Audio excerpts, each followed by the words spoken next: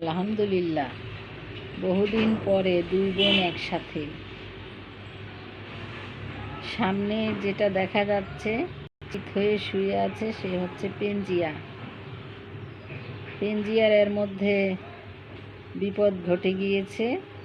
পেনজিয়া pregnant ছিল, মরা বাচ্চা জন্ম দিয়ে অনেক কষ্ট পেয়েছে সে। আর তারপরে যে শুয়ে আছে সে হচ্ছে মিল্কি। এই যে পা টানা দিল। মিল্কি 1 মাস নিখোঁজ ছিল। তার আগে সে 9 তলা থেকে পড়ে গিয়েছিল এবং পিছনের পা নালা থেকে আঘাতপ্রাপ্ত ছিল। মাজা এবং পিছনের অংশে অর্ধেক আঘাতপ্রাপ্ত ছিল। আলহামদুলিল্লাহ, যখন ভালো হয়েছে সে বাইরে বেড়াতে যেত নিয়মিত, আবার ফিরে আসতো। কিন্তু 1 মাস আগে সে যাওয়ার পরে আর ফিরে আসে নাই। পরশু তাকে দেখা গেছে প্রতিবেশী এক বাড়ির ছাদে, শুকিয়ে কঙ্কাল সার, একেবারে মুমূর্ষপ্রায় অবস্থা। ওকে যেয়ে নিয়ে আসা হয়েছে। এখন একটু খেয়ে মোটামুটি সুস্থতার দিকে আছে। অনেক দুর্বল হয়ে গিয়েছে, শুকিয়েও গিয়েছে।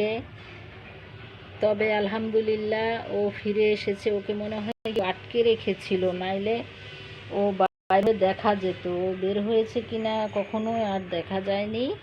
আলহামদুলিল্লাহ, এখন দুইজনই বিছানায় শুয়ে গড়াগড়ি করছে। মিল্কি,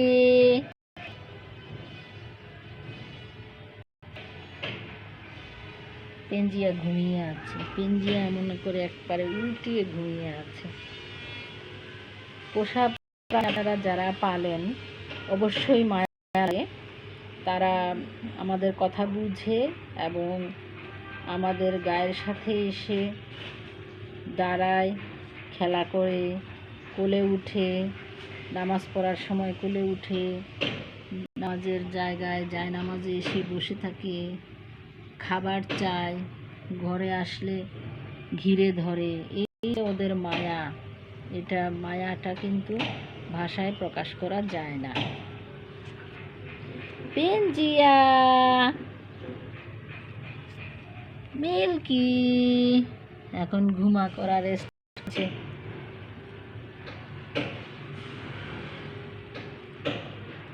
ওদেরকে কি খাবার দেই আপনাদেরকে দেখিয়েছি একদিন।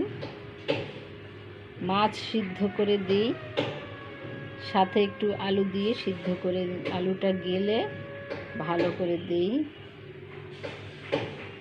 আর মাছটা গেলে দিই না, মাছটা এরকমই থাকে। আলুটা গালিয়ে দিতে হয় একবারে হাত দিয়ে টিপে, অথবা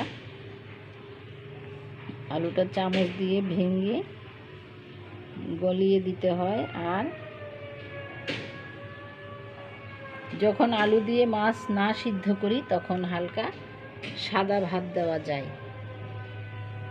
এভাবে তাজা তাজা মাছ খেয়ে ওরা সুস্থ থাকে।